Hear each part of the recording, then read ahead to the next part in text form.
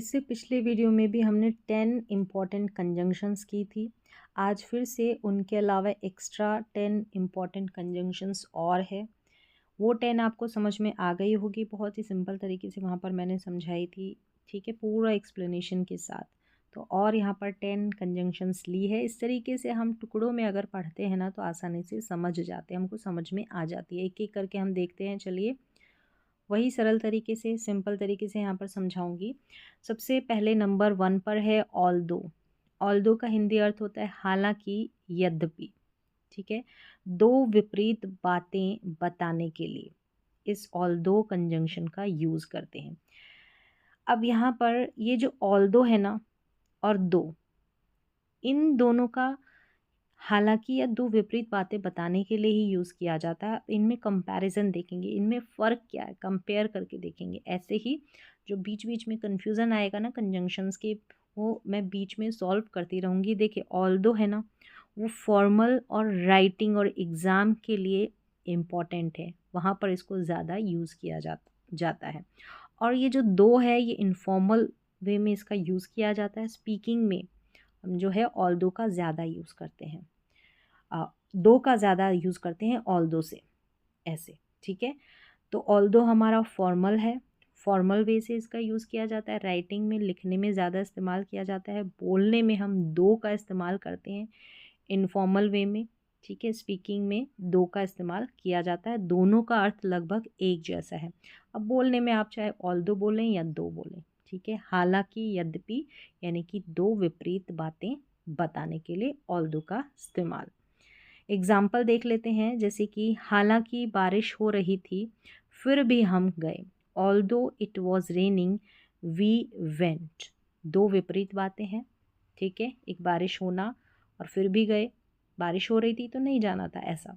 हालांकि वह छोटा है फिर भी बहुत समझदार है। तो छोटा है तो समझदार नहीं होना चाहिए था ना, चंचल हो सकता है छोटा है तो, ऐसा। तो ऑल्दो दोनों विपरीत बातें हैं। Although he is young he is very intelligent. तो ऑल्दो, हालांकि या यद्यपि, ठीक है।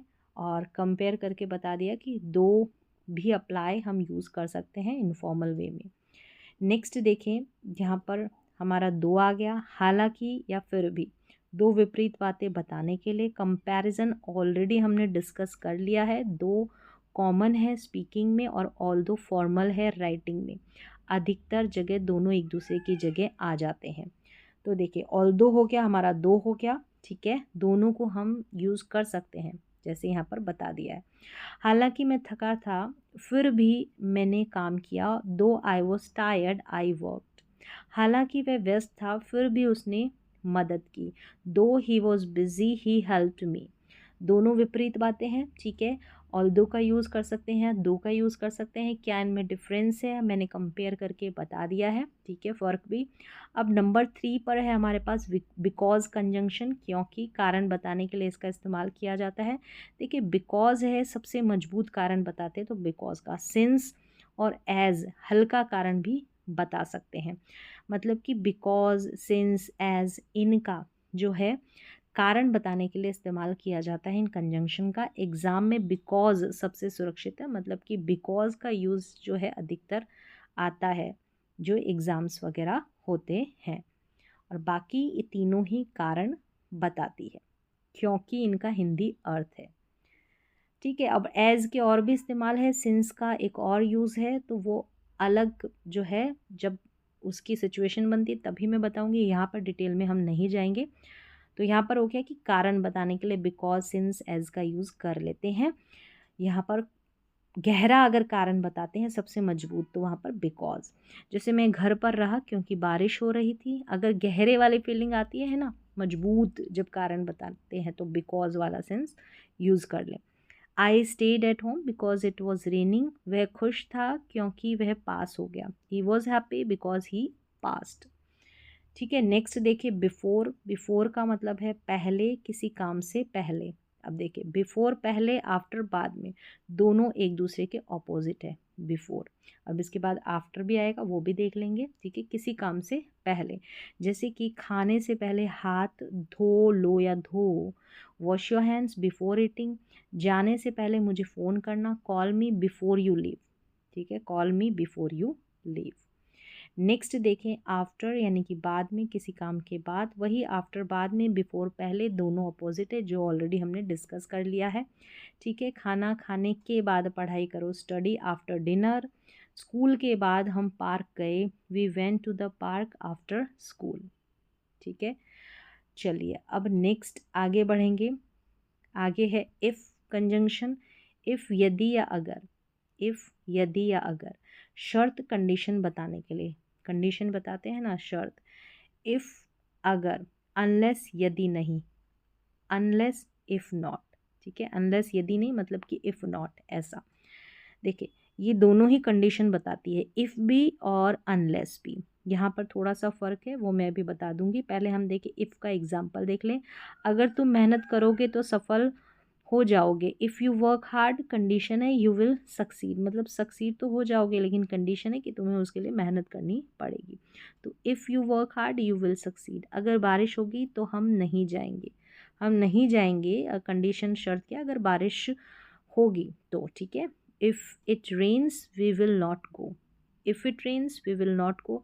नेक्स्ट यहाँ पर देखिए, ये जो हमारा इफ़ वाला पार्ट है ना, इसको मैं लास्ट में यहाँ पर मुझे एक्सप्लेन करना है। इफ़ का पार्ट देखिए यहाँ पर ही मैं इसको एक्सप्लेन कर देती हूँ। ये जो इफ़ है ना, ये कंडीशन जो है पॉजिटिव बताती है, और ये जो हमारा अनलेस है ना, ये नेगेटिव यानी नॉट इसमें आता है। ठीक है, नेगेटिव जो है वो कंडीशन शर्त बताता है, नेगेटिव वाला सेंस आता है। ठीक है, ये दोनों में फ़र्क है, और इफ़ हमारा पॉजिटिव है, ऐसा। फिर आगे देखिए सेवन्थ में है इवन इफ़, भले ही या भले ही अगर, इवन इफ़ शर्त पूरी हो या ना हो।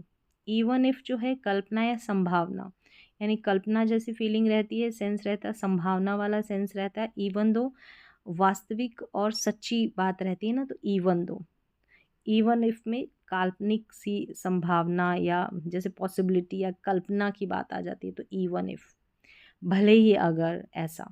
ठीक है, शर्त पूरी हो या ना हो, और ये इसका हिंदी अर्थ है। इवन दो में सच्ची और वास्तविक बात की जाती है तब, जैसे कि भले ही बारिश हो मैं तो जाऊंगा, भले ही बारिश हो मैं जाऊंगा, ये संभावना है। अब कल्पना कि भले ही बारिश हो, हुई नहीं है। ठीक है, even if it rains I will go, even if it rains I will go, भले ही वह मना करे मैं कोशिश करूँगा। Even if he refuses I will try. तो हम एक ऐसी संभावना है, ऐसी वाली जो है शर्त पूरी हो या ना हो, ऐसा पता नहीं है कुछ भी, बस ऐसी संभावना कल्पना में हम बात कर रहे हैं। भले ही अगर, ऐसा ऐसा सेंस आता है, भले ही, भले ही। ठीक है, चलिए नेक्स्ट, और फ़र्क है इवन दो में सच्ची और वास्तविक बात रहती है ना, तो हम इवन दो का यूज़ करते हैं। लेकिन यहाँ पर देखिए इवन इफ़ को हम लेकर चल रहे हैं, तो कंपैरिजन की कोई बात है उसको मैं ऐसे छोटा सा एक्सप्लेन कर रही हूँ, लेकिन हाँ नेक्स्ट पार्ट में हम ऐसे धीरे धीरे करके इनको भी देखेंगे। देखिए एज लॉन्ग एज, जब तक या बशर्ते की, शर्त पूरी रहने तक। As long as positive condition है, अनलेस नेगेटिव कंडीशन है। ठीक है, यहाँ पर देखिए अनलेस जो था ना, यहाँ पे इसमें था अनलेस, यहाँ पर भी मैंने बता दिया था। ठीक है, यहाँ पर भी हमने देख लिया था। चलिए यहाँ पर है एज लॉन्ग एज हमारी पॉजिटिव कंडीशन है, और अनलेस हमारी नेगेटिव कंडीशन है, शर्त पूरी ना हो। जब तक तुम ईमानदार हो मैं तुम्हारी मदद, मैं तुम्हारे साथ दूंगा, मैं तुम्हारा साथ दूंगा। जब तक तुम ईमानदार हो मैं तुम्हारा साथ दूंगा। As long as you are honest I will support you. As long as positive, जब तक तुम पढ़ते रहोगे तुम आगे बढ़ोगे। As long as you keep studying you will improve, यानी कि इम्प्रूव करोगे, आगे बढ़ोगे। और ये पॉजिटिव जो है वो शर्त है। अगर नेगेटिव की बात होती तो अनलेस आता है नेगेटिव के लिए। यहाँ पर हमने देखा था अनलेस, यहाँ पर भी देखें अनलेस जो था इफ़ नॉट वाली फीलिंग देता है। ठीक है, इफ़ नॉट वाली, तो ये थोड़ा सा यहाँ पर सेंस सेम सा लग रहा था, इसलिए यहाँ पर कंपैरिजन मैंने बता दिया, इसमें नेगेटिव वाली फीलिंग आती है।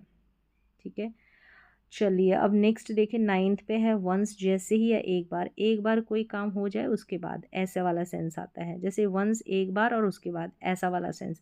और एज सून एज रहता है जैसे ही, तुरंत, तुरंत वाली फीलिंग रहती है कि तुरंत ऐसे करना। ठीक है। और दोनों का अर्थ कई कई बार मिलता जुलता है, मतलब मिलता जुलता सही है, लेकिन वंस में एक बार हो जाने के बाद, मतलब एक बार ही हो जाए उसके बाद ऐसे ही वाला भाव आता है, ऐसी वाली फीलिंग आती है। और तुरंत वाला भाव फीलिंग आती है एज सुन एज में। जैसे कि जैसे ही एक बार तुम पहुँचो मुझे फ़ोन करना, तुरंत का होता तुरंत वाली फीलिंग तो है as soon as. Once you arrive call me, एक बार तुम सीख गए फिर आसान होगा। Once you learn it it will be easy. तो इस तरीके से वंस का यूज़ हो गया, यानी कि जैसे ही एक बार कोई काम हो जाए उसके बाद ये। ठीक है। नंबर 10 पे है वाइल को अगर देखना है तो आप डिटेल में भी देख सकते हैं। ठीक है। यहाँ पर वाइल का यूज़ है कि जब या जब की दो काम एक साथ होना या तुलना करना। वाइल जो है दो काम एक साथ भी बता सकता है। ठीक है, दो काम एक साथ भी बता सकता है, वेयरस केवल तुलना कॉन्ट्रास्ट के लिए होता है, मतलब एक साथ भी बता सकता है और तुलना और कॉन्ट्रास्ट भी हो सकता है, लेकिन वेयरस केवल तुलना ऐसा। यानी कि कंपैरिजन में कई बार दोनों आ सकते हैं, लेकिन साथ साथ होने वाले काम के लिए केवल वाइल ही आता है। ठीक है, वेयरस केवल तुलना ही बताता है। ठीक है, जब मैं पढ़ रहा था वह टीवी देख रहा था, जब किया जब। While I was studying he was watching TV. While I was studying और वॉचिंग टीवी दो काम एक साथ होते हैं तो हमको वाइल का ही यूज़ करना होता है। वह पढ़ रहा था जबकि उसका भाई खेल रहा था, दो काम एक साथ। तो while he was studying his brother was playing, his brother was playing. तो यहाँ पर 10 कंजंक्शंस थी। मैंने 10 जो मेन थी वो ली है, और कंपैरिजन करके इससे कुछ मिलती जुलती कंजंक्शंस थी, उसका भी कोई डाउट रहता है तो बीच में मैंने यहाँ पर छोटा छोटा नोट्स के साथ यहाँ पर एक्सप्लेन किया है, ताकि कोई कन्फ्यूज़न बरकरार ना रहे। ठीक है, यहीं पर वो सॉल्व हो जाए। तो उम्मीद है मैंने कोशिश की सिंपल तरीके से समझाने की, सरल भाषा में आपको समझ में भी आई होगी ये 10 कंजंक्शंस।